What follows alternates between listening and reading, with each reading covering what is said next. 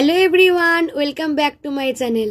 মাত্র 3টি উপকরণ দিয়ে আজকে তোমাদের সাথে একটা দারুণ রেসিপি শেয়ার করছি।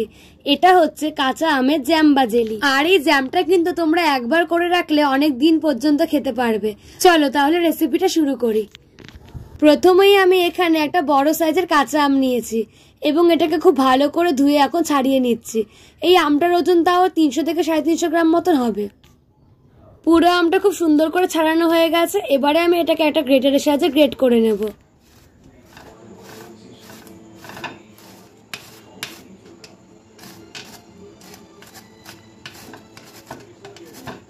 গ্রেট করে নেওয়ার পর এবারে আমি আটিটাকে সরিয়ে দিচ্ছি।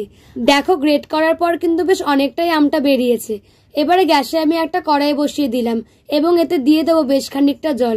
এখানে আমি ওই 3 গ্লাস মতন জল ব্যবহার করেছি। জলটা একদম উষ্ণ গরম হয়ে গেলে যেই আমটা আমি গ্রেট করে রেখেছিলাম সেই আমটা এখন দিয়ে দেব এবং এতে সামান্য পরিমাণ নুন দিয়ে একটু ভালো করে মিশিয়ে নেওয়ার পর ঢাকা চাপা দিয়ে সেদ্ধ করে নেব।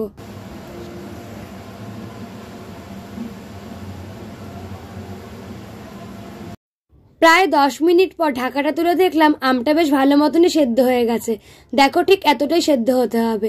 আর একটা কথা, সেদ্ধ করার সময় কিন্তু আমি গ্যাসের ফ্লেম লো টু মিডিয়ামে রেখেছিলাম। এখন গ্যাসটাকে অফ করে কড়াইটা নামিয়ে নিয়েছি। এবারে একটা ছাঁকনির সাহায্যে একটা বাটিতে আমটাকে ভালো করে ছেঁকে নেব। জ্যাম তৈরির জন্য আমি কিন্তু এখানে আম সেদ্ধ জলটাই শুধু নেব, তাই একটা চামচের সাহায্যে আমটাকে অল্প অল্প করে চেপে চেপে জলটা বের করে নিচ্ছি। বেশি প্রেস করার দরকার নেই, এতে শ্বাসটাও বেরিয়ে যেতে পারে। জলটা ছেঁকে নেওয়ার পর আমের যে শ্বাসটা পড়ে থাকবে ওটা কিন্তু ফেলে দেবে না, পরে এটা দিয়ে একটা চাটনি বানিয়ে ফেলতে পারবে। দেখো, আমার এই সাইজের কফি মাগের 1 কাপ মতন জলটা বেরিয়েছে। সেই জলটা এখন কড়াইতে দিয়ে দিলাম আর ওই কাপ মেপেই 1 কাপ মতন চিনিও আমি এখন জলের মধ্যে দিয়ে দিচ্ছি। যতটা পরিমাণ জল বেরোবে ঠিক ততটা পরিমাণে চিনিটা ব্যবহার করতে হবে। তাই কতটা জল বেরিয়েছে সেটা অবশ্যই আগে কোনো কাপ বা গ্লাসের সাহায্যে মেপে তারপর চিনিটা দিও। এটা পুরো 1:1 অনুপাতে হবে, মানে যত কাপ জল তত কাপে চিনি। এরপর চিনিটা খুব ভালো করে গলে গেলে এতে আমি দিয়ে দিয়েছি ইয়েলো ফুড কালার। আর এটা কিন্তু অপশনাল, এতে স্বাদের কোনো হেরফের হবে না, এটা দেখতে ভালো লাগে বলে আমি দিয়েছি।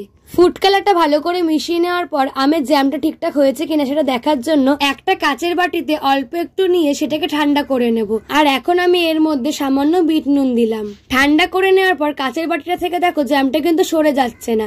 আর এটা আরো ভালো করে বোঝার জন্য দুটো আঙুলের মধ্যে এরকম নিয়ে দেখবে। যখন দেখবে এরকম তার মতন হয়ে যাচ্ছে তখন বুঝবে জ্যামটা পারফেক্ট হয়ে গেছে। তাই নামানোর আগে এতে দিয়ে দিলাম হাফ পাতিলেবুর রস। এতে তোমরা অনেকদিন পর্যন্ত সংরক্ষণ করে রাখতে পারবে। এবারে গ্যাসটা বন্ধ করে এটাকে নামিয়ে নেব। আর এরকম গরম অবস্থাতে একটা কাচের বয়াম বা শিশি যাই হোক না কেন কাচের পাত্রে ব্যবহার করবে। ওটার মধ্যে ঢেলে নিচ্ছি। এরকম গরম অবস্থাতে ঢেলে নেওয়ার পর আমি এখন এই ঢাকনাটা দিয়ে খুব টাইট করে আটকে নেব। আর এটাকে প্রায় 9 থেকে 10 ঘন্টা মতো সেট হতে দিতে হবে।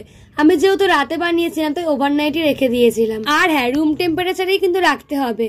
এবার দেখো, সেট হয়ে যাওয়ার পর আমি ঢাকনাটা খুলে দেখাচ্ছি তোমাদেরকে কতটা পারফেক্ট জ্যাম তৈরি হয়েছে। শিশিটা এতবার ঘোরালাম তবুও কিন্তু জ্যামটা সরে যাচ্ছে না, মানে একদম দোকানের মতনই পারফেক্ট হয়েছে। এবারে তোমাদেরকে আমি একটা ব্রেডের মধ্যে লাগিয়েও দেখাচ্ছি কতটা সুন্দর জ্যামটা তৈরি হয়েছে। আর এটা খেতেও কিন্তু খুব সুন্দর হয়েছিল। একবার যদি বানিয়ে রাখা যায় না, ব্রেকফাস্টও কিন্তু খুব সহজেই হয়ে যায়।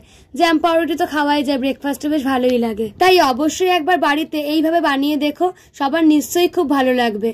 আর তোমাদের যদি এই রেসিপিটা ভালো লেগে থাকে প্লিজ একটা লাইক, কমেন্ট, শেয়ার এন্ড চ্যানেলটিকে সাবস্ক্রাইব করে দিও। আর ফেসবুক থেকে দেখে থাকলে প্লিজ একটা ফলো করে দিও। সবাই খুব ভালো থেকো, সুস্থ থেকো। আবার দেখা হবে নতুন কোনো ভিডিওতে। এখনের মতন টাটা, থ্যাঙ্কস ফর ওয়াচিং।